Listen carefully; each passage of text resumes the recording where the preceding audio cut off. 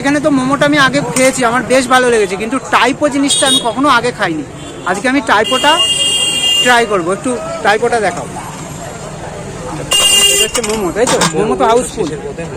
Typo দেখো, এই হচ্ছে টাইপো। এগুলোর দাম কত রাখছো দাদা? এগুলো 25 টাকা পিস রাখছি। 25 টাকা পিস, তাই তো?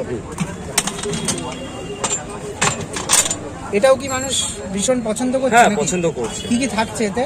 এতে ডিম থাকে, মাংস থাকে, পেঁয়াজের কোডিং থাকে, আরো মশলাপাতি ডালি আর সবজি হয়, কিন্তু শীত নয় বলে এখন আর সবজিগুলো পাচ্ছি না। আবার শীত আসলে কিছু সবজি দেবো এর ভেতরে। এর মধ্যে আবার সবজি যাবে, তাই তো? এখন কি মোমো আর এটাই থাকছে নাকি? হ্যাঁ, আপাতত মোমো আর এটাই থাকছে। দেখো।